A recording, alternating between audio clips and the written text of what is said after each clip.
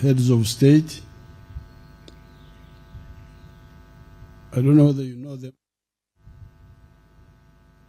His Excellency Jakaya Kikwete, the one who was speaking, former President of Tanzania. His Excellency Desalegn, the former Prime Minister of Ethiopia. His Excellency Koroma, former President of Sierra Leone. His Excellency Mazuki, former President of Tunisia. You know where Tunisia is? Many of you don't even know. It is near Libya. They know Libya more than Tunisia. The Right Honorable Prime Minister, the Right Honorable former Prime Ministers, the former Vice President, Professor Gilbert Bukenya, and all the dignitaries here. The theme is sustainable development in Africa. And we have been engaged with this issue since independence. Our political movement, which started as a student movement, had time to study and sort out our thinking, because thinking is quite confusing. Now, in the last 60 plus years, as a student movement, as a fighting force, liberation movement, and as a political party in government, we have identified what we called strategic bottlenecks that block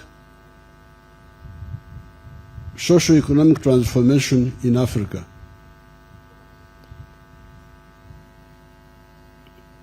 At one time, we even had a problem with these terms, sustainable development. Our question was, how can you sustainably remain an infant, remain the same organism? That's why we insisted on introducing in another word, socio-economic transformation. Not only development quantitatively, but qualitative jump. This is what happens in nature. A baby is born, grows quantitatively as a baby, a child, but at some stage, he must undergo transformation. When he or she becomes a teenager, certain changes take place in that person. Goes from childhood to teenage and adulthood. This is what happened in Europe. Europe had to undergo socio-economic metamorphosis. Metamorphosis is a process that is normally in biology among the insects, where the organisms undergo different forms. Take the butterfly. Butterfly starts as an egg, becomes a caterpillar, becomes a pupa, and becomes a mature butterfly. This is what happened in Europe. It's a pity that in the universities, they don't teach the political economy, which we are studying at the University of Dar es Salaam, which helped us so much. The laws that govern the evolution of society. If you look at Europe in 1400, it was a three-class society. You had the feudalists, you had the farmers, the peasants, you had the artisans. By the time of the French Revolution, European society had metamorphosed into a four-class society. That is, the feudalists were still there, but a new class had emerged which never existed in human history. This was the middle class. The people who made a living between the difference between the cost of inputs and the final product. What we call profit.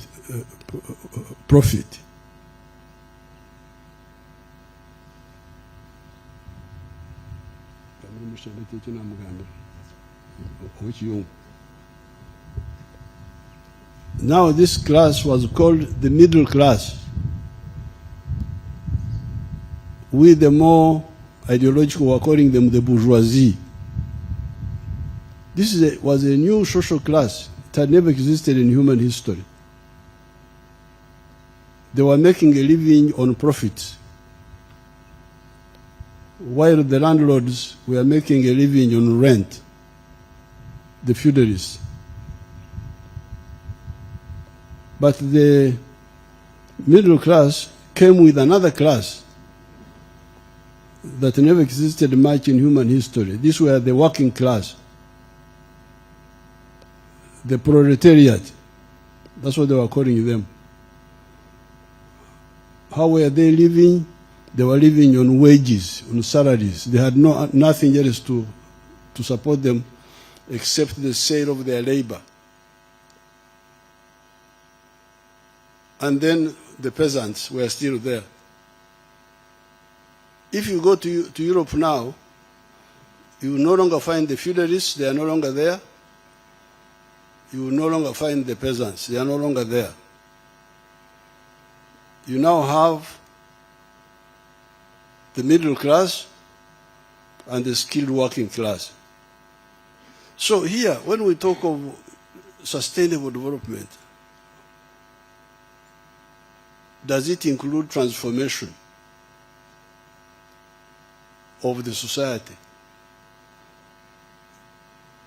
If you have a peasant producing another peasant, and you go to the villages, you find 3 generations of peasants, grandfather, father, grandchild, they are all there. This is very dangerous. So therefore, I would really appeal to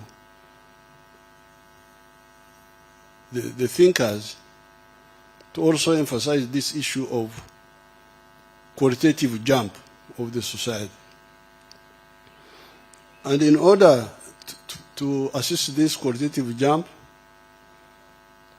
we identified a number of bottlenecks that were blocking it. Bottleneck number 1, in the case of Africa, before independence, we had a problem of no freedom, lack of decision to make, of power to make our own decisions. So that would have been bottleneck number 1 before independence. But after independence, in many countries, when you hear this chaos in many parts of Africa, it is on account of a weak state. A state without the pillars to support it. Without an army, without a political structure of organized politics, because you cannot have an army without a historic mission all armies have a historical mission. The British Army was called the Imperial Army. Their mission was to conquer backward people and exploit them. That's why the head of the British Army was called CGIS, the Chief of the General Imperial Staff, an army of empire to conquer other people. That was their mission. And they were not hiding it. Now, the American army, you remember how it started. The American settlers rebelled against the British king and poured his tea in the ocean, Boston Tea Party. And their slogan was, no taxation without representation. In other words, they were making middle-class demands of democracy. So they had a political movement, a movement for democracy, political. But that political movement needed an army to defend it. That's how you get the army of George Washington, the Continental Army. So the army of the Americans is to defend capitalism. The Red Army is an army of peasants and workers to defend the interests of those people. What are the African armies for? This is the problem we had here. We had Idi Amin. Idi Amin, that is a soldier. A soldier of what? What is your mission? I'm just soldier. Soldier. Without mission. This was part of the crisis. So, a weak state, because you don't have a political movement in that country, which now creates for you a capable army and other structures. Mwalimu Nyerere, our elder, had to resolve the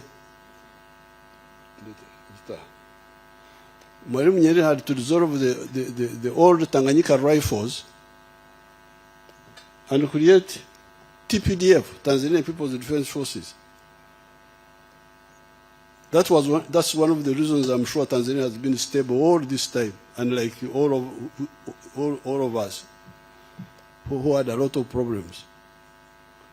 So strategic problem number two after getting independence has been a weak state, but the weak state is from, you could call it strategic bottleneck number three, wrong politics. Politics without a historical mission. The politics of identity. If you say our politics are politics of tribes, of religion, of gender chauvinism, how would you build a capable state? This is the problem we have in some of the countries. Clan armies, sectarian armies. Countries have broken up because of identity. When I went to Sudan, Khartoum, I asked them, I said, what do you call identity in Arabic? They said, Hawiya. And what do you call interests in Arabic? They said, Maslaha. So I said, what is your politics? Is it Maslaha, interests, or identity? Hawiya. So that would be the third bottleneck, the wrong politics. Weak state, created by bad politics, politics of identity rather than politics of interest. I don't have time to go into all that, but in some of the documents we have elaborated it. The fourth weakness we have, bottleneck we have seen, has been the suppression of the private sector. This was another mistake. It is true that people can work for altruism. So you have got a few people who can work without, not working for selfish interest. But the majority of the people work more for private interest. So the separation of the private sector, like happened here in Uganda, Idi Amin expelling our Indian people, was a big mistake. It set us back so many years. And the Indians were helping us, bringing entrepreneurship.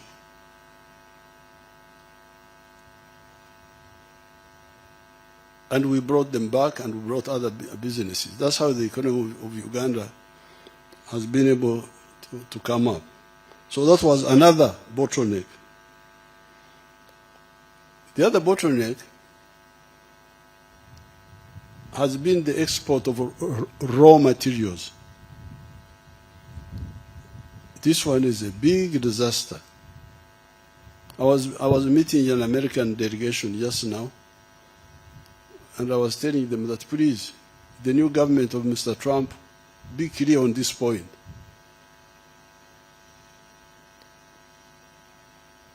When you export and process coffee, as we have been doing all this time, you get about $2.5 a kilo. The price is now a bit higher, but normally it was around $2.5 a kilo of very good coffee, what they call Screen 18, the one with good seeds. When somebody goes and makes coffee, powdered coffee out of that, he may get as much as $40. Now, according to the present value of business in the world of coffee, the present value is $460 billion, the value of coffee business in the world. How much are the coffee exporting countries getting out of that? Only $25 billion. $460 billion, but all the coffee growing countries of the world, all of them, Brazil, Colombia, Vietnam, Uganda, Africa, you get $25 billion. Our wonderful Africa, out of that, gets $2.5 billion. And 1.6 billion of that is coming to Uganda now. But this is because of the high coffee prices. Normally Uganda gets about 900 million out of the 2.5 billion. So, now, if you take a raw material like cotton,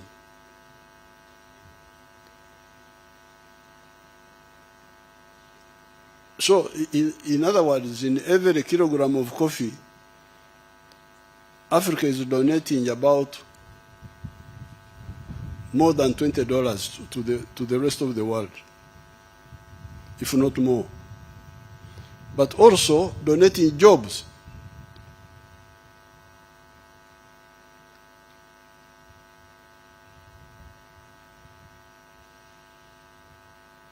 If you take textiles, cotton has got like 6 job levels. You grow the cotton, that's some job. When you harvest the cotton, you gin it, you remove the seeds. That's another level of jobs, the ginneries. Now, much of the African cotton has been ending there. They export what they call lint cotton, cotton without seeds, after removing the seeds. Then somebody else goes and does the spinning. Spinning is another level of jobs. Then the weaving, that's another level of jobs. Then the printing of colors, that's another level of jobs. Then the tailoring now to make garments, that's another level of jobs. Of course, there are other values in cotton which Africans were not bothered with. Gunpowder is from cotton. People don't know that. That's why the Chinese were taking a lot of cotton. Because part of the cotton is what you use to make nitrocellulose, which makes the gunpowder. So that's another bottleneck. They're relying on raw materials, exporting. You are donating money and donating jobs. When you see these children dying in the Mediterranean, going to Europe, this is the problem. They are being killed by these economies of raw materials. So you can go to every raw material, whether it is agro-based or minerals. Some people wanted us to export. We have got very good iron ore here. The best in the world, high grade, 70% pure. It's the best. There's only the one of Peru is near, about 50%, but ours is much higher. So some people wanted us to export iron ore, or butare, we call it in our language, to India. And one of our districts, where some people who are here, whom I see come from, had already made a deal with India that we sell our iron ore to them as iron ore. I said over my dead body, I have banned all the export of unprocessed minerals from here. Let them stay in the ground. When the grandchildren come, they will get them out.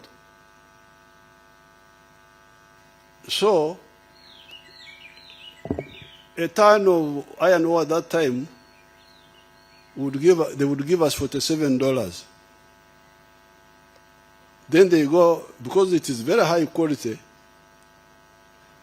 a ton of iron ore gives you 700 kilograms of steel, almost 1-to-1. Now, from a ton of steel, that time they were getting $900. So, the sleepy Africans here, the French have a good word, dormir beaucoup, that we are sleeping too much. The sleepy Africans would get $47. A clever outsider would get $900 from almost the same amount of. Later on, when the price had come down a bit of steel, it was about 600, 700. I don't know where it is now. But it's much more than what we would be getting. So I said, no way. Let the iron ore stay in the ground. Because then you would be losing jobs, losing money. So raw materials are a curse. I don't know what this forum has, what position they have taken on it, but really that is a real curse. Now, sometimes when Africans wake up a bit, they concentrate on import substitution. But that's not good enough, because the internal market is not big enough. we must, yes, do import substitution, but also engage in export promotion, because the export markets are bigger than the internal market. That's also another area to look at. Now, the other bottleneck are the small economies, the balkanization of Africa into these small markets. Because when people really wake up, you will soon find that the internal market is not enough. In Uganda, when these Ugandans got some stability and woke up, in very short time, they found that everything was in surplus. The internal market was not enough. The milk production, 86 were producing 200 million liters a year. We are now producing 5.3 billion liters of milk a year. But the Ugandans consume only 800 million liters. So more than 4 billion liters of milk is surplus. The internal market is not enough. Maize, cement, steel, all those products, tires and so on, industrial and even agricultural. The internal market is not enough. So that's why the regional market becomes very crucial. I'm very grateful to the East African leaders when they agreed, including people like His Excellency Kikwete, when they agreed that we revive the East African community and expand it. And also all the African leaders, because they have agreed on the CFTA, Continental Free Trade Area of the whole of Africa. It's already signed, but the only problem is implementation. So the forum should look at how we can intensify, because part of the problem of the CFTA is the infrastructure. At one time, we were talking of the railway from Djibouti to Dakar, from Mombasa to Kisangani. But now, I no longer hear about that. So in terms of our sensitization, we should emphasize that the market, the infrastructure support the market.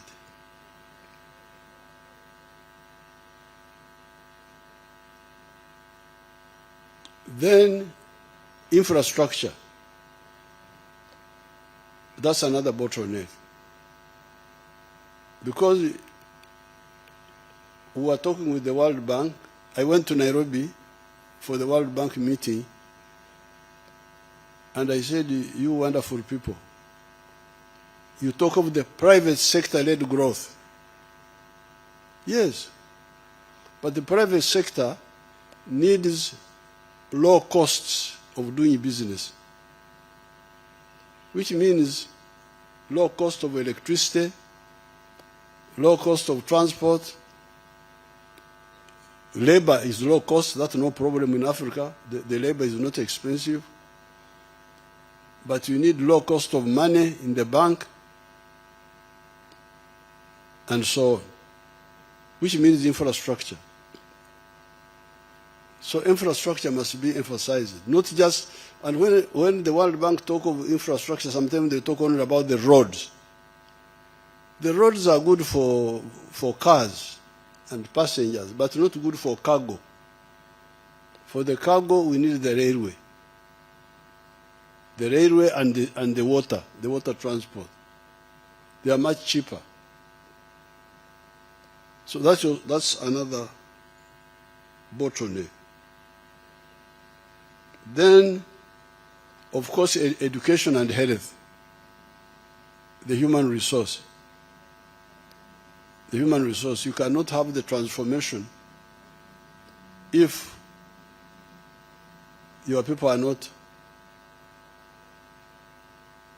not educated, they are not healthy, they are not skilled. Here in Uganda, we have been having another bottleneck. This is the big proportion of the population outside the money economy, only working for the stomach, for eating. Because here in Uganda, you don't have to be very, very brilliant to survive. You can survive even if you are not. You eat mangoes, you go to your relatives, you spend all the time. Your relatives see you coming. Where are you going? I have come to see you. Imagine. Neja kubareba. Nise kubareba. I have come to see you.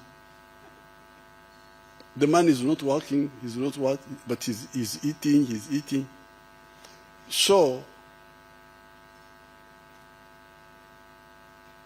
we checked when we came into government, and we found that by independence, only 4% of the homesteads were in the money economy. The rest, 96%, were outside the money economy, working only for the stomach, for what they call subsistence. That because the land is so rich, you can grow food which you eat, even if it's not very nutritious, but you appear to be alive.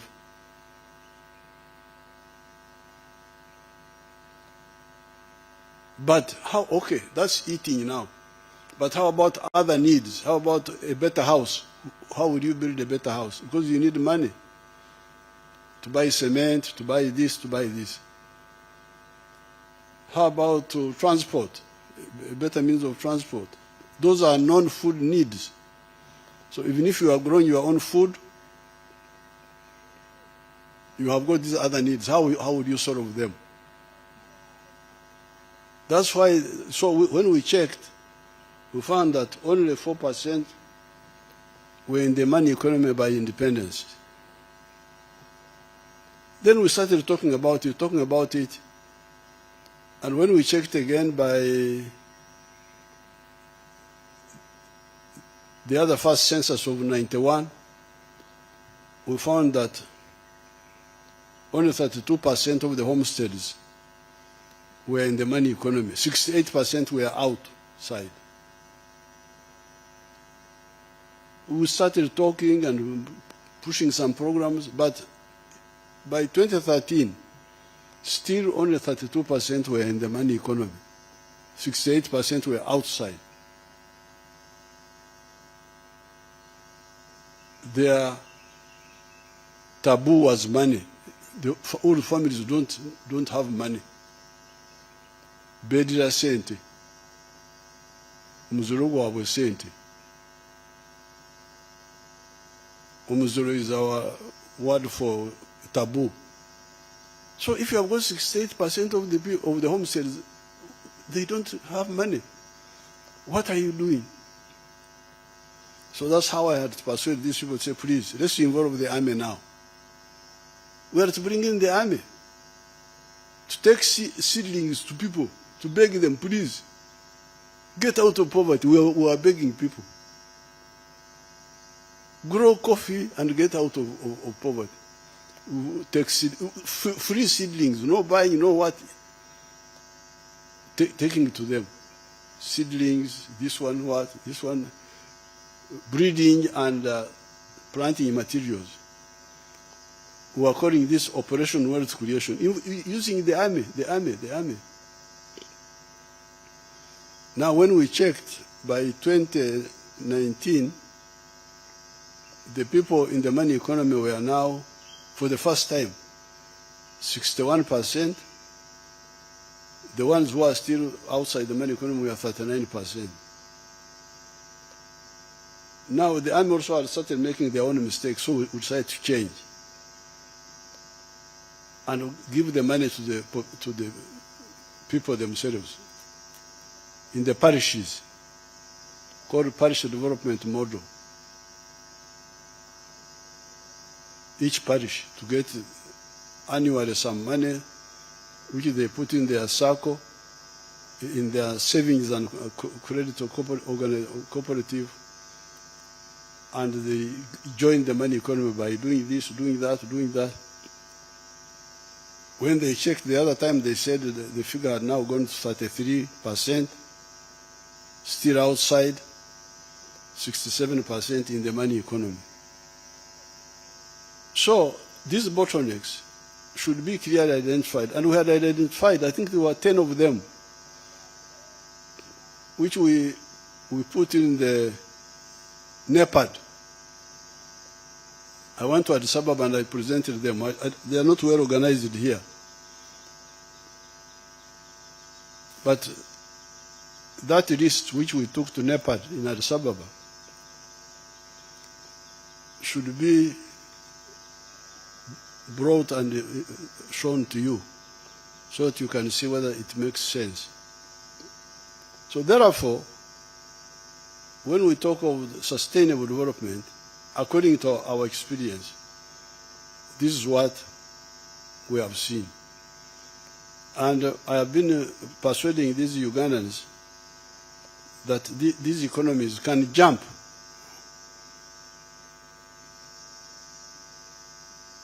I have told them that they must aim at a 500 billion economy in the next few years. For them, they talk over 2040. I said that's too far. Me, I think we can achieve it even faster.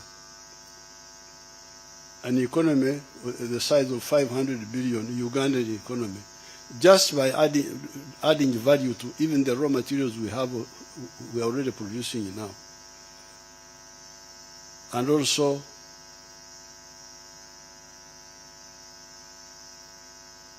building a new economy of, because the economy of Uganda has gone through 5 phases now since we got involved in the government. Number 1, minimum recovery. Number 2, expanding the old colonial economy. Number 3, diversifying. Number 4, value addition. But also, number 5, the knowledge economy. The economy of automobiles, of vaccines, of science, not just simple adding value to the raw materials. So with these few words, I welcome you to Uganda, and I wish you good luck. Thank you very much.